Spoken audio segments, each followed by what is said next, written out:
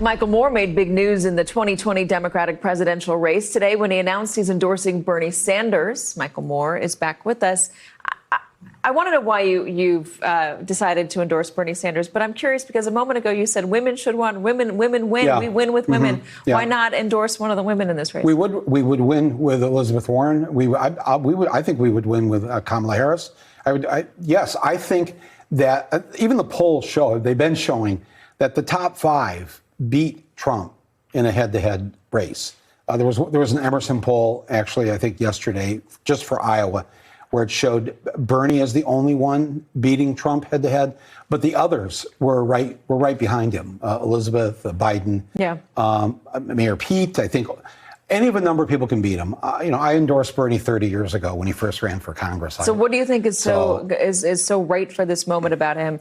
The reason I think that this is his moment. And I think there's a lot of people watching this who would very much like to see both of them running together. Democrats have got to quit being so afraid. Oh, if we can't put two progressives on the same ticket. Well, why not? How about this? Why don't we put two women on the same ticket? Let me ask you. Why don't we do what we should? We have to stop being afraid. And we have to stop being afraid of what Bernie is really saying here is that greed runs the country. That has to stop. All the problems that we talk about, all the problems I make movies about, healthcare, industrial America, whatever, they all stem from one problem. The haves call the shots and the have-nots scramble for the crumbs. And the Rust Belt, the blue wall, former blue wall better than anybody. Yeah. Who do you think is going to resonate in Michigan, in Wisconsin, Bernie. In Ohio? Bernie won Michigan. Bernie won Wisconsin. Bernie won Minnesota. Bernie won all those primaries. Is that who Democrats should be focusing on, those voters who maybe were Obama voters and then Trump voters? And can you peel them away, or should they be focused on new voters? I think, yes. I think what we need to do is figure out who didn't come out in 16. That was our problem in Michigan. Hillary only lost by 2 votes per precinct. That's it. And what happened was in places like Flint and Detroit, large numbers of young people and African Americans just didn't bother to vote. Or there's 89,000 people that voted in Michigan, actually showed up to the polls, voted for everybody down ballot. It was mostly Democrats, and left the top box blank. That's how much they didn't want to vote for Hillary Clinton. We can't let this happen this time. We have to have people on the ballot, men and women, who are going to bring out that vote. And 70% of the electorate next year is either 18 to 35, people of color, or women. And that is the base of the Democratic Party. Here, let me also add this. I am going to vote for whoever the Democrat is. I think everybody... Who's your second choice? My second choice would be Elizabeth Warren. I've had her in 2 of my movies. No, I've known her for a long time. She's a wonderful person. I mean, is that the magic power that she has right now? Because when you look at polling, she's leading in a lot of polling. But when you look at the second choice, she's everybody's second choice if they're not everybody, but a lot of people's second choice if she's not their first choice. Yes, and Bernie is number 1 with young adults. Bernie is number 1 with Latinas. Bernie is number 1 with black women between 18 and 35. And there's many where he's number 1.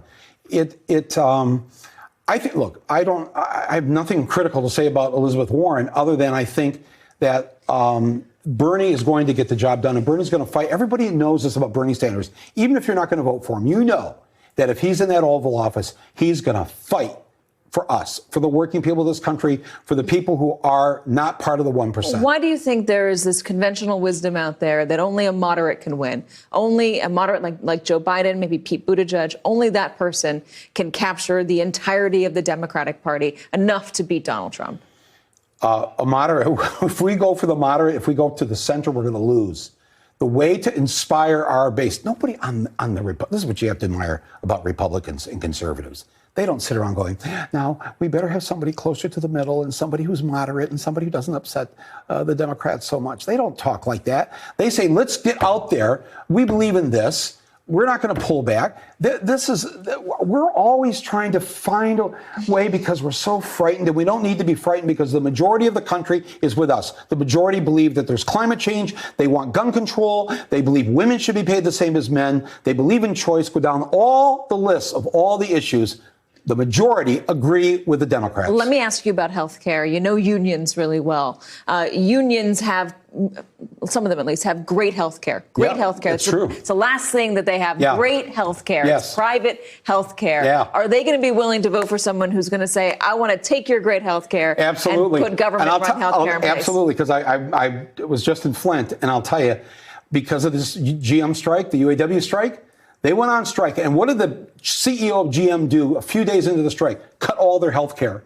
And it reminded them that this private health care that we have, this great health care, this isn't some permanent thing.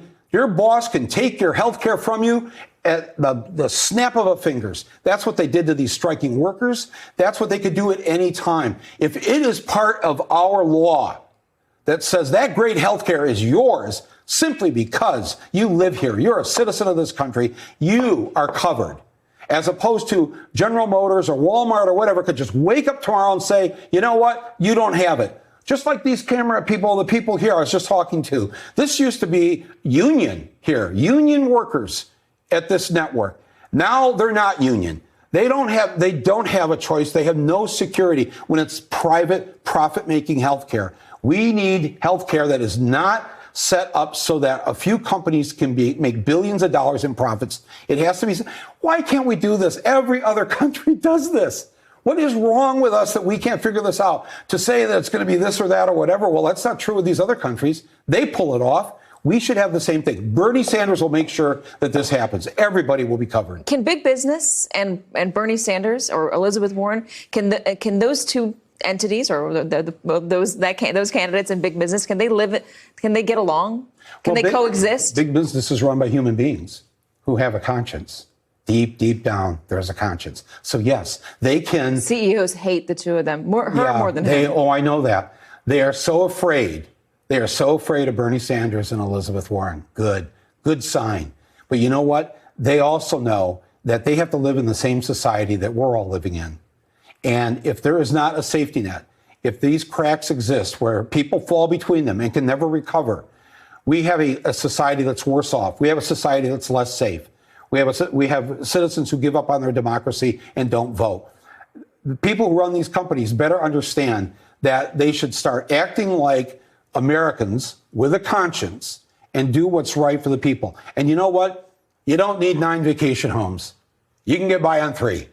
I mean, nobody wants all your vacation homes, rich people. Just hang on to the 3, give away the 6, and let everybody have health care. It's been wonderful to meet you. It's so great to meet you, Thanks Katie. for being a fan of American Swamp. Yes. Oh, that was a great series. Great. Who do we talk to about bringing it back? I think you know who to talk Where to. are they at?